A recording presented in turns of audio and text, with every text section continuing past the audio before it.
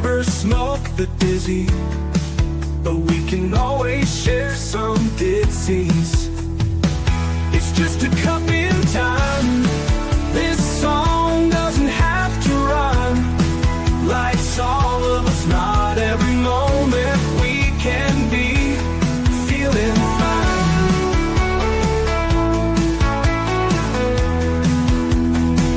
I wanna share a moment, just a second if you will, maybe even a cup of thrill.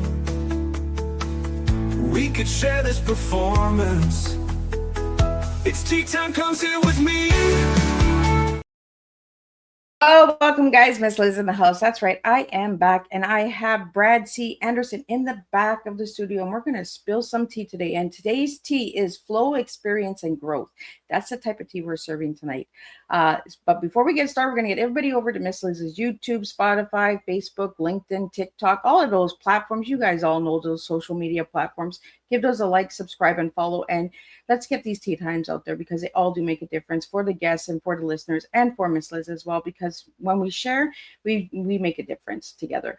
So let's get started with disclaimer, bio, intro, all that good stuff. And let's spill some good, strong tea today. And if you guys have any questions or any comments or anything like that, you can put them in the studio or you can send them directly to Miss Liz and Miss Liz will get those out to you. I'll get them out to Brad today. And let's have some fun. Let's spill some tea together. So again, today's tea is flow, experience, and growth. That's the tea we'll be serving with Brad today. Disclaimer for Miss Liz's Tea Time live show. Miss Liz's Tea Time is a global platform dedicated to sharing real life stories, diverse perspectives, and meaningful conversations that inspire awareness, healing, and connection. I'm Miss Liz is going live using StreamYard. Before leaving a comment during the live broadcast, please grant StreamYard permission to display your name at StreamYard.com. Please be advised that all the content brought forward during any Tea Time show is presented in good faith. However, discussions may include opinions, beliefs, and perspectives that do not necessarily represent the views of Miss Liz or the Tea Time platform. Information shared by the guests is based on their own experiences and is perceived to be accurate at the given time of airing. All guests, viewers, and participants are responsible for using their own judgment when considering any action or decision that may relate to these discussions. Some episodes may cover sensitive topics, including but not limited to trauma, abuse, grief, mental health, and other emotionally triggering subjects. Listeners' and viewers' discretion is strongly advised.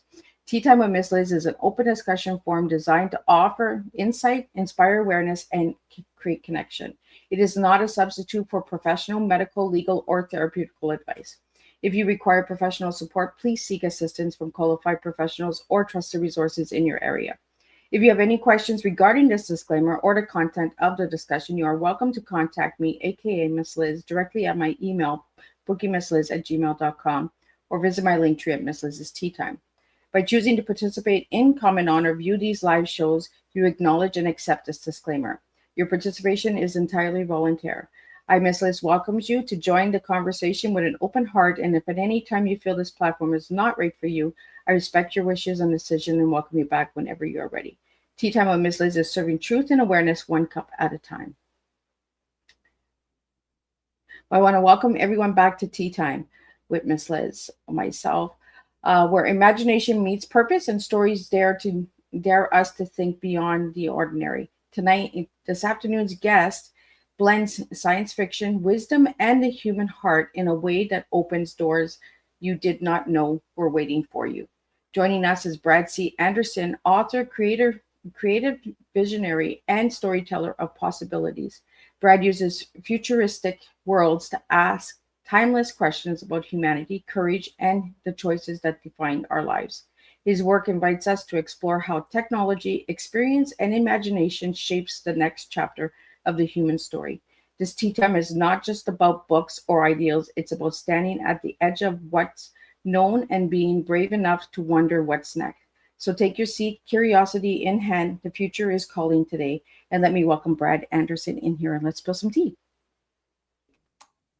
Hello. Welcome, Brad. How are you doing? I am good. And yourself? I got no complaints. Oh, well, it's I don't know where you are, but where I'm at, it's tons of rain right now. But yeah, it's all good. Well, I'll take the rain. You take my snow because I'm in Cornwall, Canada. So we got hit with snow last night. So you can have the snow. No problem. Yeah, you don't have to shovel the rain. That's a good thing. Yeah. So, Brad, I'm going to take you down the first rabbit hole, Miss Liz, and Cool. ask you the first question.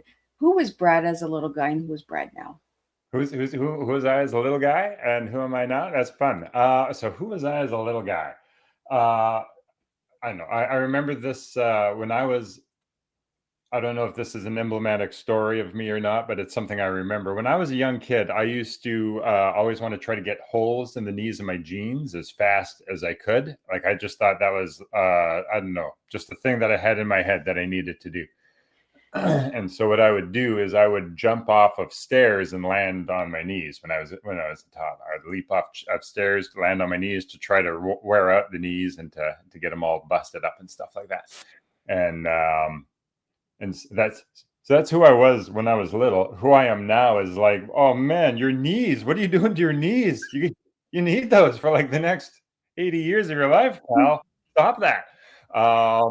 So yeah, who I am now, I'm like, yeah, I don't need holes in my knees anymore. And like, good Lord, jumping off of stairs and landing on your knees, like, that's how you get arthritis. Yeah, So, those emblematic stories of then versus now, but that's what comes to mind. I always like going down that first rabbit hole with my guests because I get to know a little bit about who you were as a kid, right? So you were playful as a kid and you're still playful, but now you're like, oh, I got to slow down the little play. Yeah, it's like, okay, I got to take care of my joints. I want to have fun.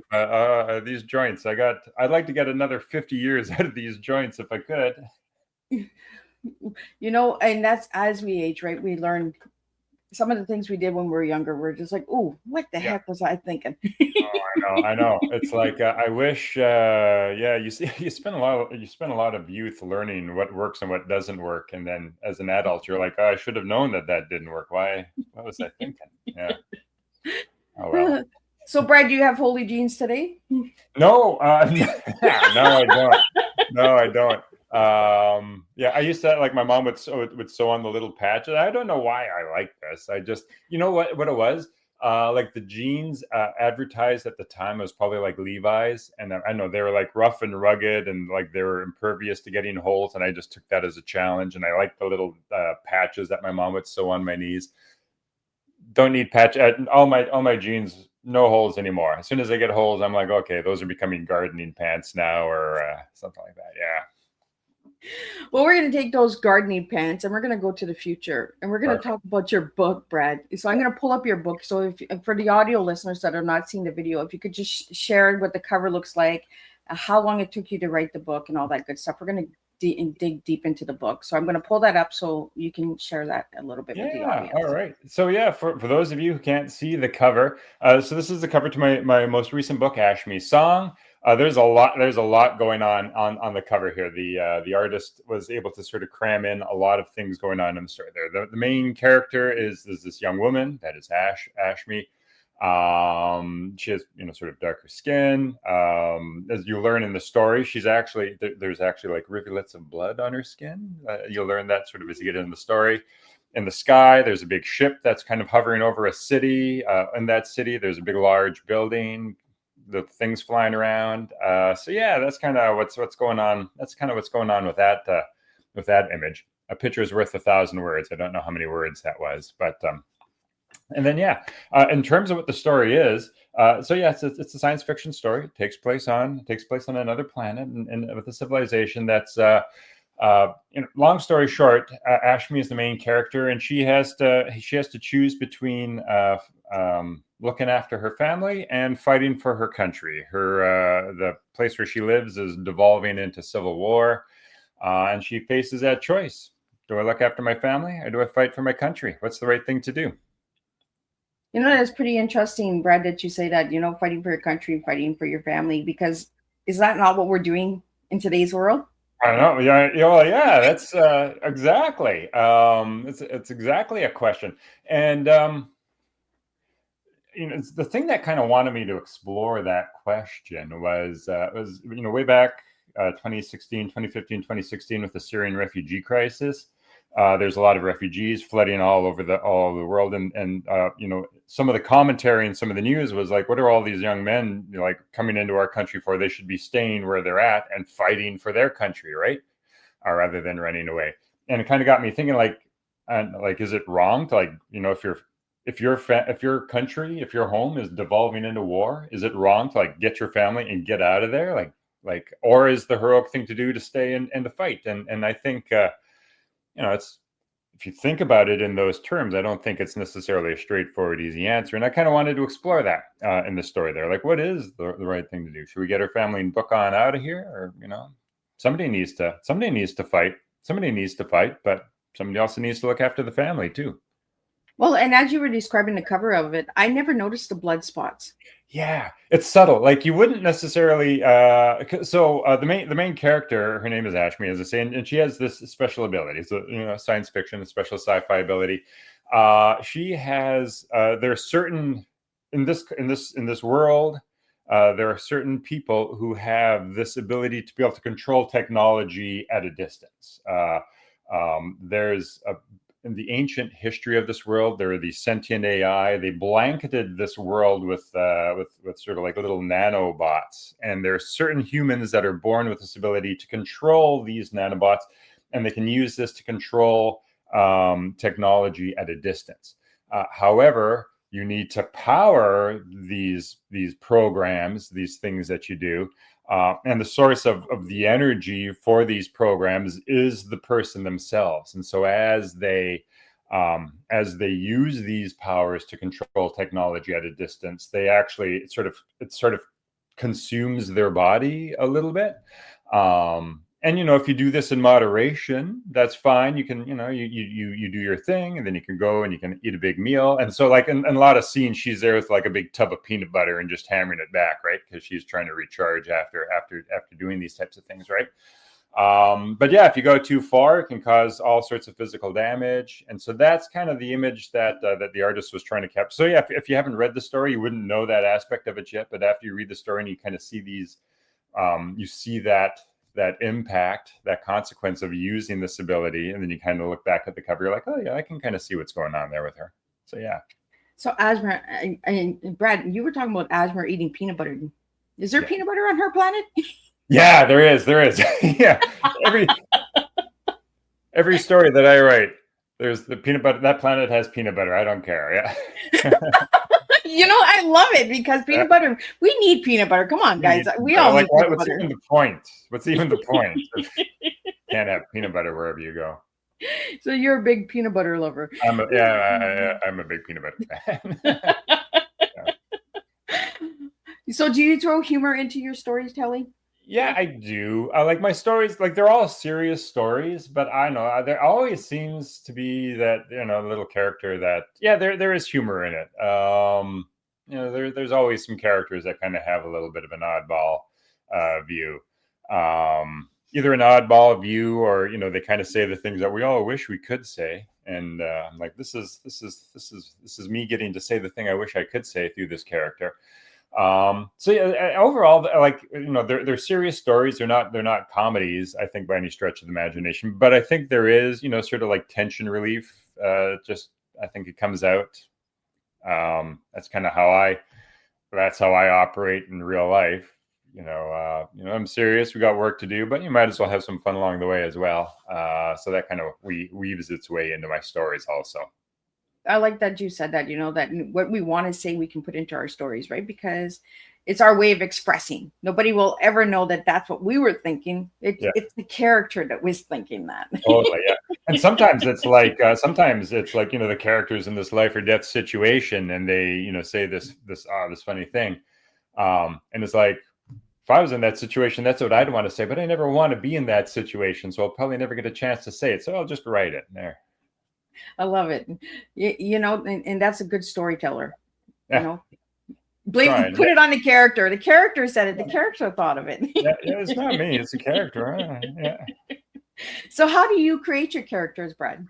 Yeah. So that's a good question.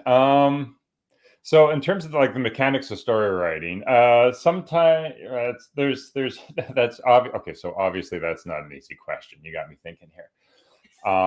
There are. I think it's a good, isn't it? It's a great question. All right. So when I think the reason why I'm hesitating, because I think readers and audience, they just they they like to hear that, like, oh, we just had these wonderful visions of characters in their minds and rewrite them. You know, the reality is that there is a little bit of that, absolutely. But there's also, you know, okay, there's a story I want to tell, and I need a certain type of person in the story to make that story possible, right? Like there has to be people that believe this and do this and feel this way in order for the story to actually progress. So a lot of times it's not a very fun and exciting answer, but you know, almost every question about like, where do you come up with this for the story?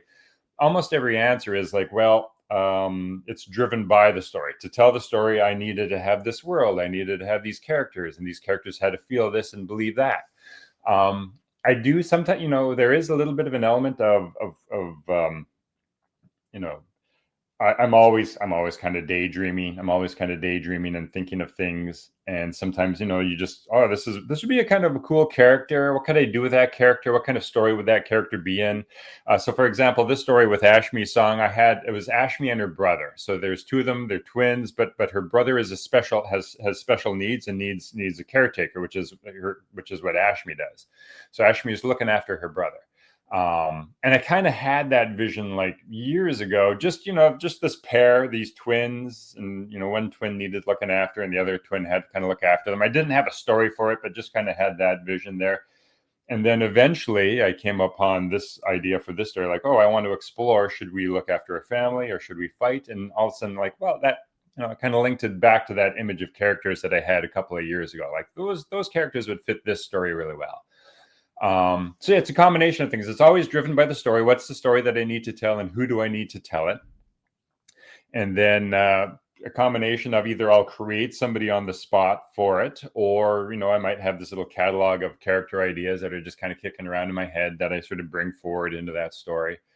Combinations thereof. Well, we have some questions that came in for you, Brad, so I want to get those out to you. The first one that came in is, what draws you to writing deeply flawed characters, especially in harsh or extreme worlds? Yeah, fun. Oh, because that's fun, right? Because those It's fun. those are great stories, right? You know, so yeah. So I like, for me, you know, I like exploring serious issues and themes. Like I want my stories to be fun. So I want you to be able to read my stories on a couple of levels, right? On one level, yeah, you could just turn off your brain and it would be a fun ride. But I also want there to be more underneath. Like if you want to engage with the story more, there's more depth to it. And I don't know, I really, you know, and so, yeah. And so that's kind of, you know, I write these flawed characters in these really hard situations. I think part of it is related to some of the research that I've done. So in my other life, I'm a university prof, and I've researched organizational wisdom, even though nobody thinks that that's a real thing. And, you know, one of the things, you know, through that research, like you need wisdom in situations that are complex. You need wisdom in situations where people don't have all the answers, where they have limitations. And it's like, how do you muddle through those types of situations in a way that's meaningful? And so, like, I feel like that's an important thing for humans to explore and to, you know, we're storytelling creatures. And we learn and we gain stories and more and viewpoints through the stories that we consume. And so, yeah, I just felt like, okay, you know, it just all kind of resonates with me.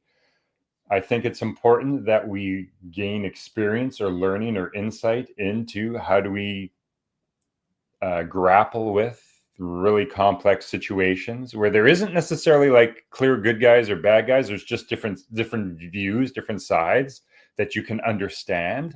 And then how do you muddle through that? How do you muddle through that when you're limited, when you have your own, you know, particular, you know, experiences and backups? Like, I think that's the human condition. And so I want that to be in my story. I want those to be, in my stories. There we go. Well, I did some homework on you, Brad, and I found you said something about organization wisdom in the Blythe Defiance. Blythe Defiance, yeah, and Blythe Defiance of the fact. And you said, and then you put, why can't we put those two words in the same sentence? Yeah. So I think, organizational wisdom, I think a lot of people, rightly so, are fairly cynical um, about organizations, about human institutions.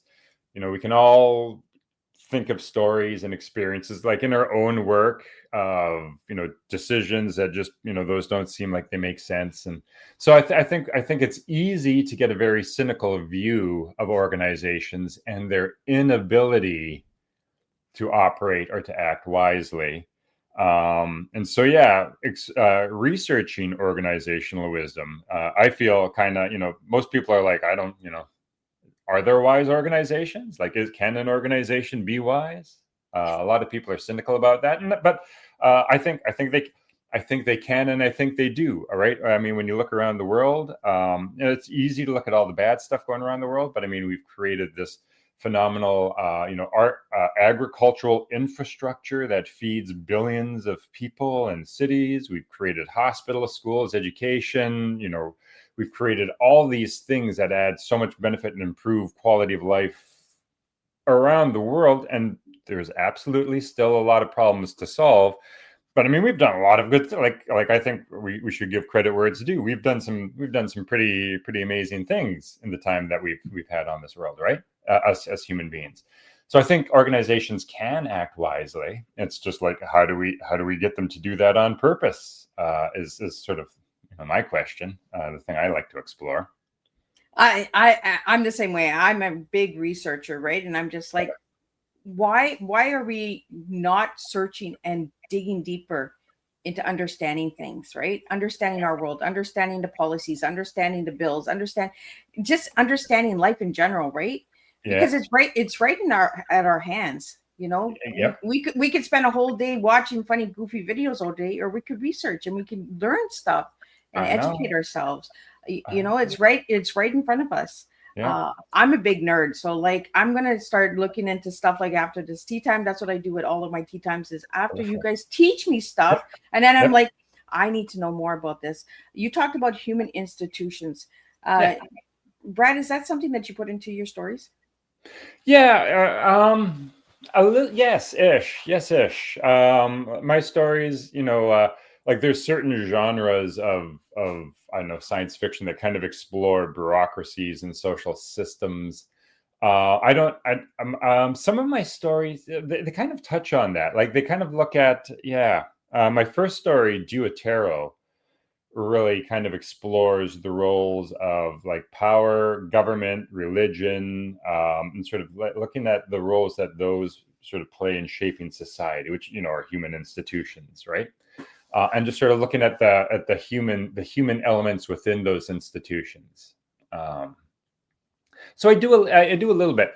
My the thing that I say sort of comes back to something that I said earlier. It's really looking at complicated situation. So what makes it complicated? There's a lot of different stakeholders, a lot of different sides, a lot of different groups that believe different things, that think different things, that have different goals, that are kind of the stakes are high. This is an important thing that needs to be sorted out. So yeah, sort of wrestling with those types of complex situations. That's kind of how I really explore, I guess, the themes that I uncovered in my research or that I'm interested in. That's kind of how the connection between my research and my science fiction writing, if you could call it that. So, Brad, what themes do you return to most often, intentionally or instinctively? Yeah, you know what? I it's um uh, the themes in a way, like the themes are very different from from story to story, but I kind of feel that if there's a unifying element to it, um a lot of it has to do with characters who desperately want to do the right thing, but they're in situations where knowing what the right thing is like is hidden, or it's not obvious, right? Or there's impossible trade-offs, right? So they desperately want to do the right thing, but they don't really know what the right thing is to do, and they struggle with that. So So far, I would say that's probably been a unifying theme. Like the stories are very different characters, totally different, I guess, surface level themes. I think the underlying theme underneath that would be characters really struggling with that. They desperately want to do the right thing. They want to be good people, but they don't know what the right thing to do is, and they wrestle with that through the story. Well, we just had a question that came in for you, and it says, "How does researching organization wisdom influence your fiction of world building?" Yeah. It's a great question. So again,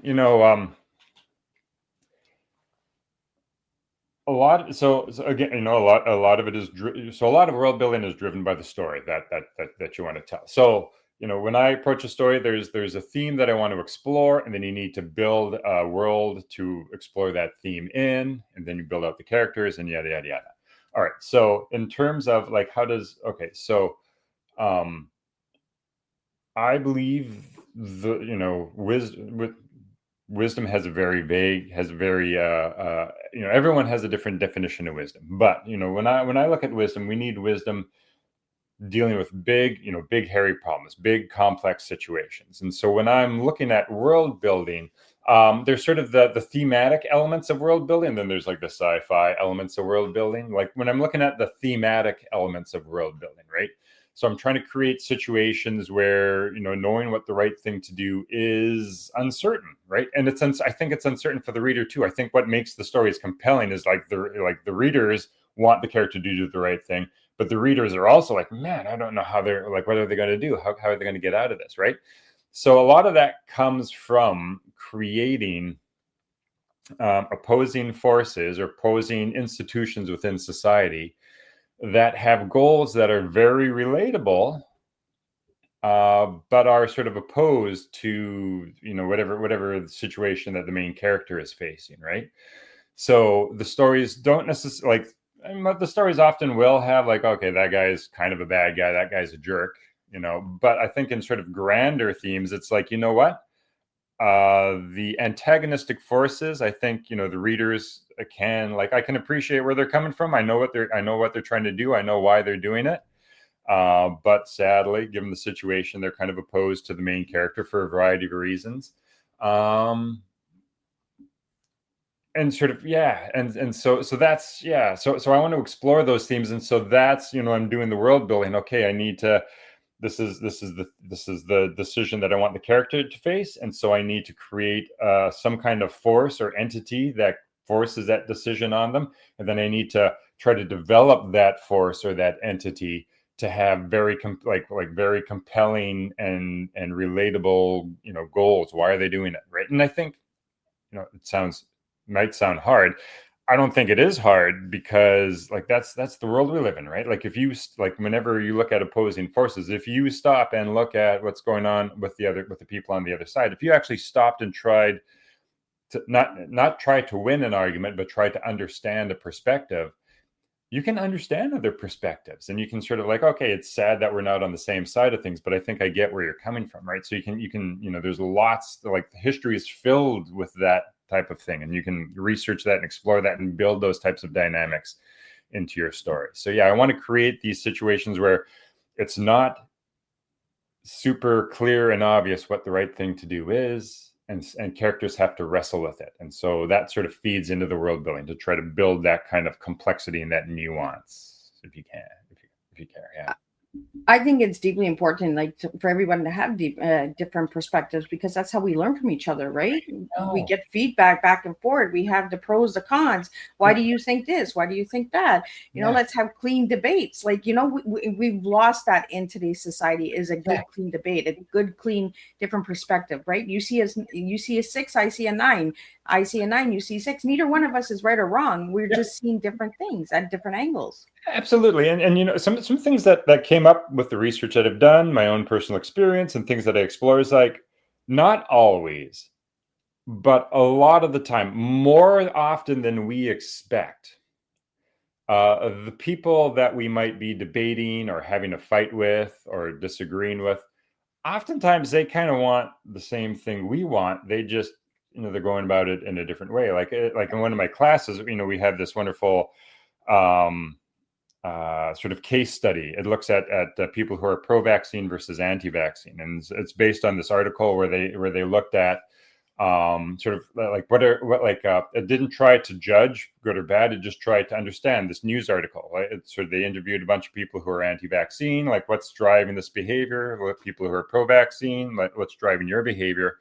If you peel all the arguments back, like they both want the same thing. They want to be healthy. They want to be happy. They want their families to be safe. But they believe different things. They think different things, and they're going about it in different ways. And it's like, okay, like you guys aren't actually enemies. Like you want the same thing. So we can stop. Like let's stop fighting. Let's put the knives down, and like instead of facing each other across the table, let's sit on the same side. Like this is and have a conversation and see is there a way we can oftentimes if you view things in that light, you can find ways that make more people happy, that sort of achieve a common good. Oftentimes you kind of view it as zero sum, like it's my side versus your side, versus if you can understand their side, suddenly you can start to say like let's do something that builds the common good rather than I win or you win, right? Yeah, it's never about winning, right? It's about understanding each other once, and I think that was the biggest downfall of the vaccine was the division was couples were breaking up, families were breaking up. There was a big, huge division over a vaccine instead of understanding it. Yeah. That some wanted it, some didn't want it, and some chose to do it because they were out of fear. There were so many different reasons why people got the vaccine and why they didn't get the vaccine, and that as well, right, Brad? Absolutely, and so in the course that I teach there, there's sort of these two back-to-back lessons. So like lesson one. Like in one week, we sort of explore the this issue of pro-vaccine, anti-vaccine, and we do that in the context of looking at people's values. The second week, we look at sort of the context of people like a rationality. How do they make decisions? How do they justify decisions? How do they understand the world, and so on? And for that class, we use this other case where it's this group of healthcare workers going into Africa, and they're looking at trying to eradicate the guinea worm. And similar to the anti-vaxxers, when you sort of look, when they go into these rural communities have very different belief systems, very different understandings of the causes and the cures and what's right and so on, right? So they have this very different understanding.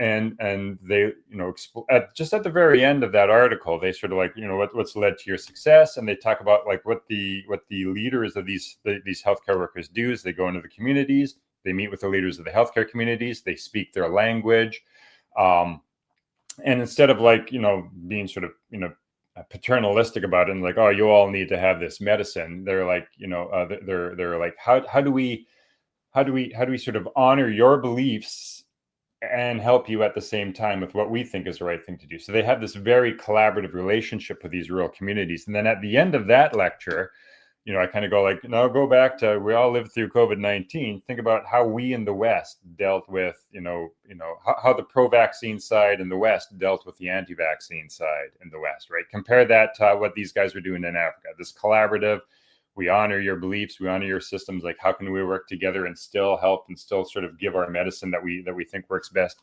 That collaborative approach versus what we had in COVID, and it's like it's night and day when you kind of see that, right?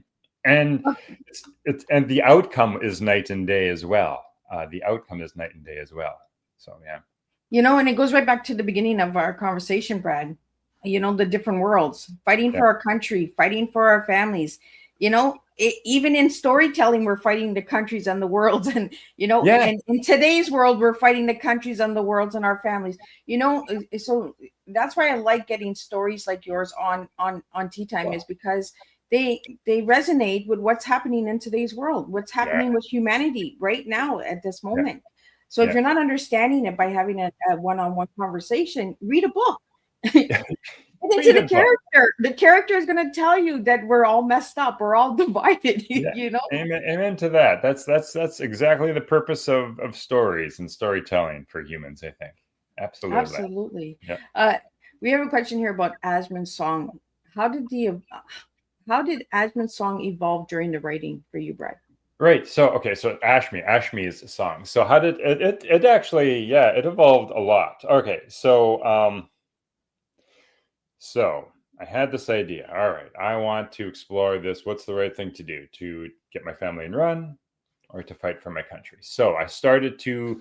All right, I need to create this society where there is a conflict that puts this person in the decision where they should they run or should they stay and fight. I wanted it to be, a sympathetic, like, it's not sort of power hungry, like it's a defense. The choice that that Ashme faces isn't whether to join the king's army and to, like, pillage other lands. It's defense. It's defense. It's a righteous fight.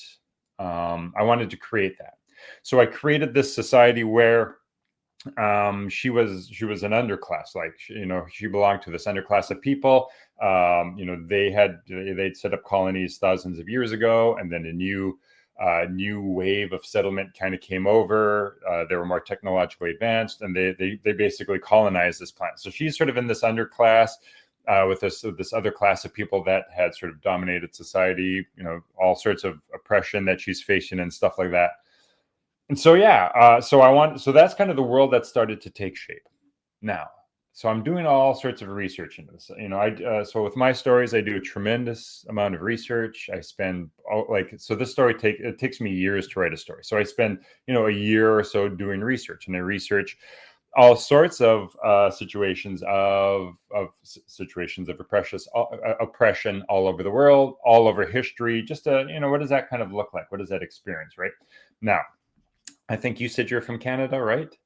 I'm Yes. from Canada. I'm from Canada as well. And as you know, we're going through this reconciliation process with our First Nations people, right?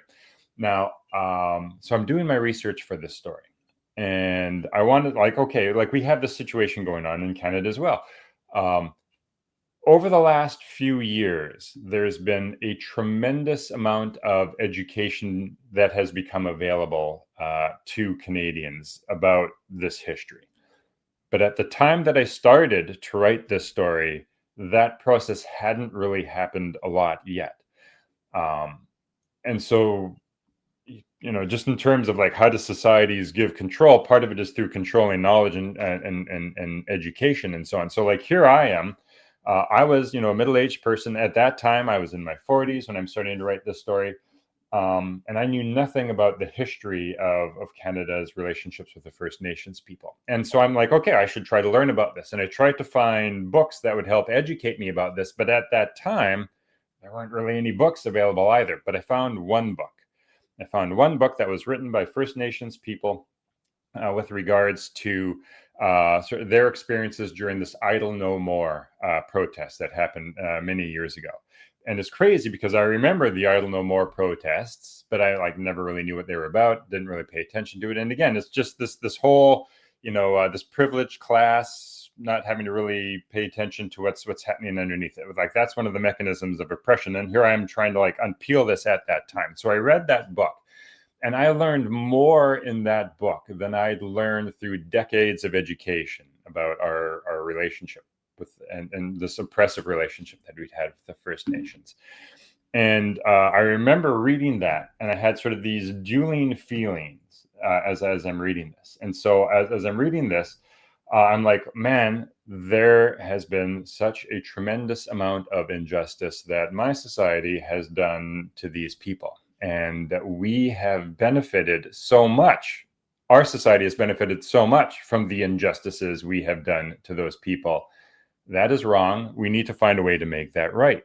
How do we make it right? I sort of wrestling with that. How do we make that right? And on the one hand is like, all the benefits we have, I think we got unjustly. But that being said, I still love having the hospitals and roads and all these wonderful things that come along with our society. And it's like, man, how do we make it how do we square that circle? How do we make it right? And I don't know the answer to that.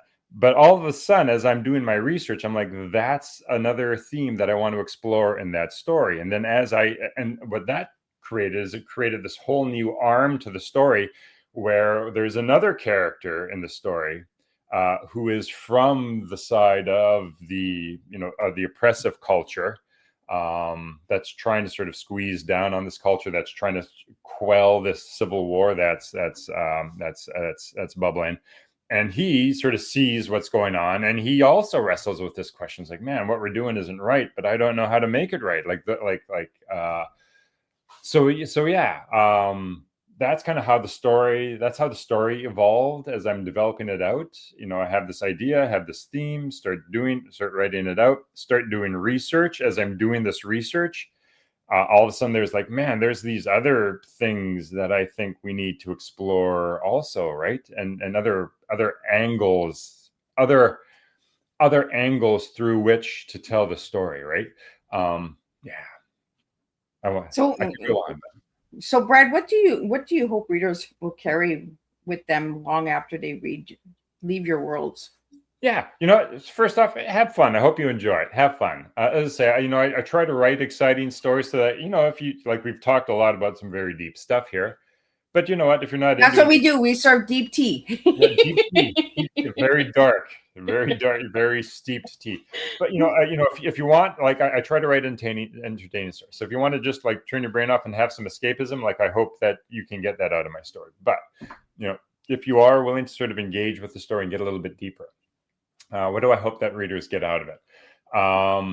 I would hope that they start to just that idea starting to imprint on their mind that the other side doesn't think that they're the bad guy. The other side thinks that they're the good guy and you're the bad guy, right? And a lot of our conflict isn't about I'm the good guy and they're the bad guy. A lot of the conflict is about sometimes it's just conflicting values, like they're good people, but they want something that's diametrically opposed to me. So we got to go head to head. Sometimes they want the same thing we do. We're just going about it the wrong way. But and this is something I tell my students as well, if you can understand the other side, there's power in that. Just because you understand them does not mean you agree with them. You can understand them and still disagree with them. And I would say that you don't actually have a legitimate reason to disagree with them unless you understand them, right? And if you understand them, though, that's power. That's powerful. Like, we should seek and yearn to understand those people we disagree with, because gaining that understanding gives us that's power. It's power if we can understand the other perspective. We have the power to change things. We have the power to anticipate. We have the power to collaborate if we can understand. And so that's if you can leave your stories, if you can leave my story, just with that, I don't know, that's that little bit of thought in mind, like, oh, maybe, like, what's going on with that other person over there? I don't necessarily agree with them, but what's going on with that person over there? I can try to understand. That's going to give me some power in terms of figuring out how do I move forward. Well, I think understanding goes a long way, right? When we start to understand people and not judge. I watched a movie last night, and I was just right away, I was judging that person. I was just like, God, they're hard and they're mean and they're cold. But then as they shared the story a little bit longer, I was understanding, oh, they're covering their pain with this rudeness. You just never know someone's story. You never know what somebody is covering up or hiding, or or doesn't know how to express themselves. So they turn into this mean person, thinking that that's what the world wants to see, because they don't want to hear the sad story that they've gone through, trauma or abuse or mental health. You know what I mean? So we put on these masks, and kind of like COVID, right? We put the mask on and we cover ourselves up, and then we don't know how to express ourselves. And that's what I'm getting from this conversation, is that we have to start unmasking ourselves and start learning and start understanding that different perspectives is a good thing. Absolutely. And I don't know where I first heard this quote. So I don't know who. I have no idea who to attribute it to, but it's not me. But it's like there's peace in there's peace and grace in understanding that all these other people are doing the best that they can with the resources that they have at that moment in life, right? And if you can view people who treat you poorly through that lens, like, you know what? If you have abusive parents or relationships, or if you have whatever difficult situation or relationship you're in, if you can just remember, like, that person's doing the best they can with the resources that they have at this moment, and maybe it's not enough for me, and that there's a tragedy and a sadness in that, but they're just, we're all just doing the best we can with what we got, And Yeah. No, and that's what I was telling my children last night. I was like, we really can't judge a book by its cover, because you don't know what that's inside that book, the yeah, stories and the chapter inside that book. And like you said, like you read that book about the idle no more, like the natives and all that. There's so much that we turned a blind eye to that we didn't know about. And then as we're learning about it, we're like, ooh, that is injustice too. you what have we know done? Yeah, it's like a wow moment for all of us. yeah, We were privileged to a yeah, lot of things, and they lost a lot of stuff. And I think those are conversations we need to start having at the table. absolutely. I'm glad that you're having those conversations with your students and that, and Yeah. and opening up that conversation and just saying, what do you guys feel about this? How do you feel about it? Like, what did you learn from this article or Yeah. this exercise? I want to get into your tea before we wrap it up, because time is just flying by and we're getting into some really good conversation here, Brad. But the tea that you gave me was flow, experience, and growth. Why did you give me those three words? Oh man, yeah, and that, it's like, well, it's like I make my guests do homework. yeah. What did I? Yeah, flow experience. What was it? Flow experience And growth. and growth. Okay, yeah. And you had like a question that prompted that, right? It was like, Yeah. what was? Do you remember what was the question that prompted that? Your story. Yeah. Okay. The Flow story of you. experience and growth. Yeah, my story. Yeah. So flow. In terms for me, like how I've flow. For me, like life's an experience, where it's like you're on a boat floating down a river, and you go through life and you have all these wonderful experiences. Well, okay, maybe they're not all wonderful. You have experiences, and these experiences make a life, right? These experiences, all good and bad, the tears and the laughter, they all make a life. But it's like everything's transient, right? Like nothing's forever, right? You're just going down the river, and there's a beautiful view on the shore there, but you're going to turn a corner and you're going to lose that view, but there'll be something else there. There'll be something new, right?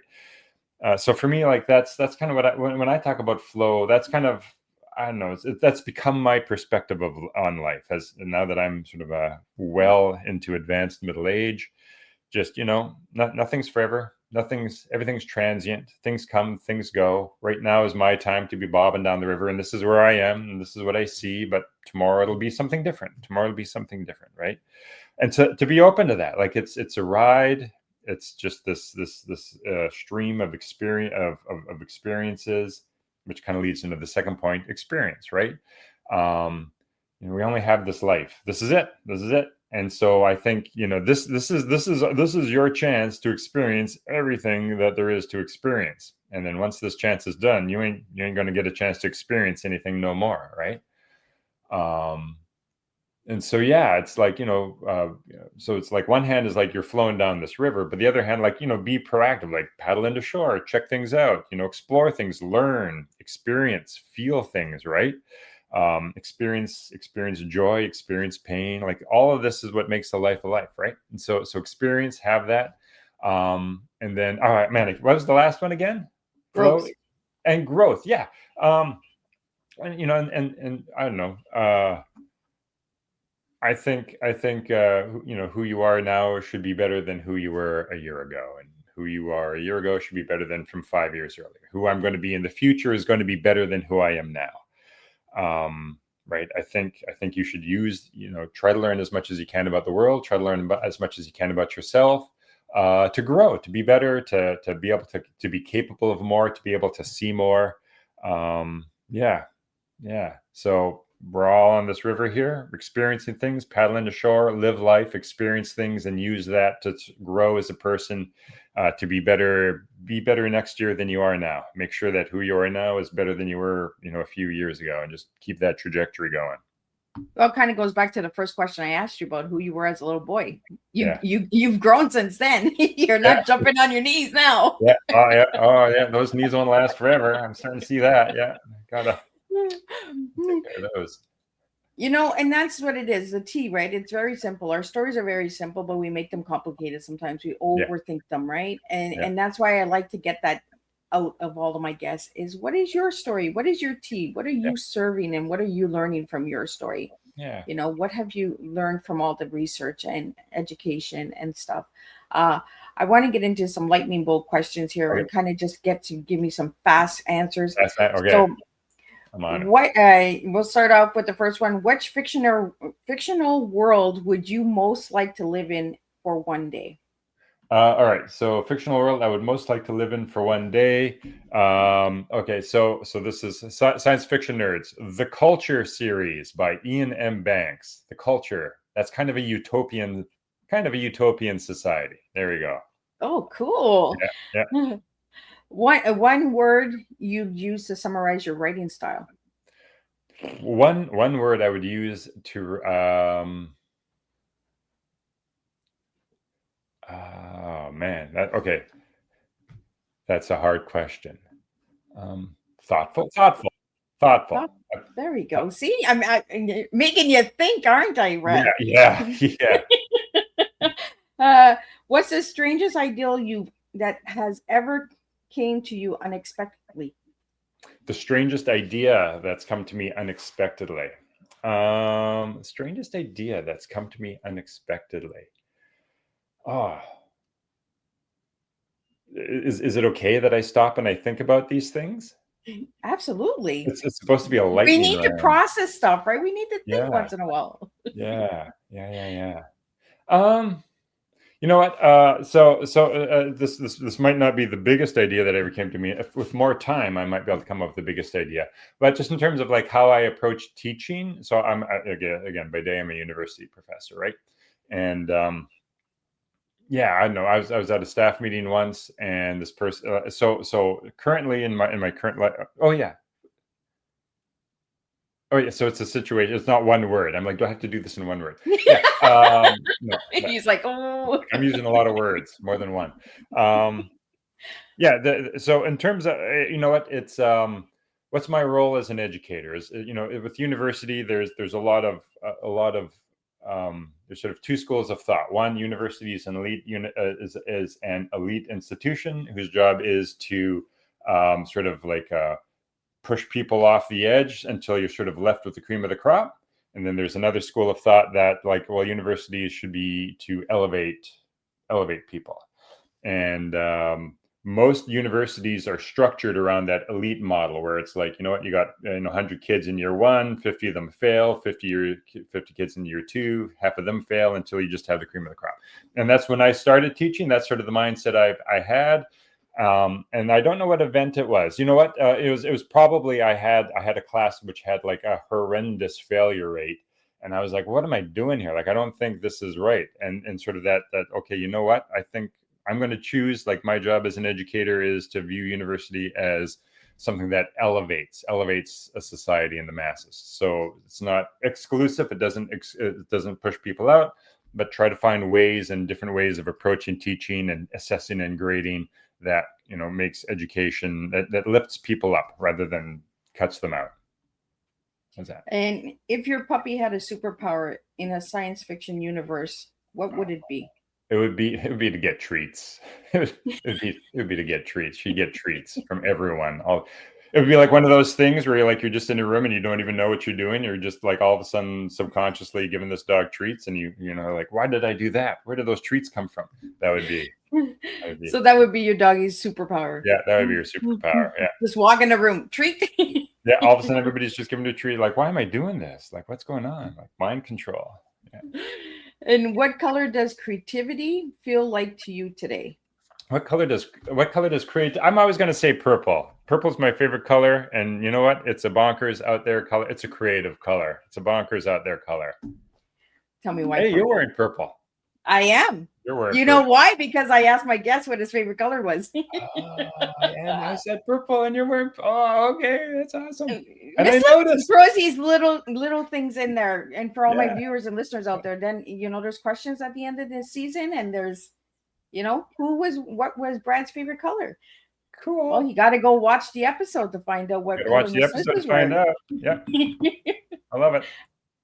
And that's how I get into your favorite color. See, we have the conversation of your color is through a flash. I just want to say I'm a man, I'm a male, and I noticed the color of your shirt, and I think I actually got the color right. So I just, hey, there you go. Well, and I had the word hint purple in brackets here. Yeah.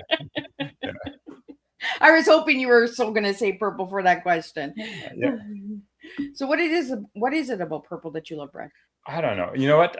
So what probably originally got me interested in purple, just visually, I think it's a cool color because visually it's a cool color.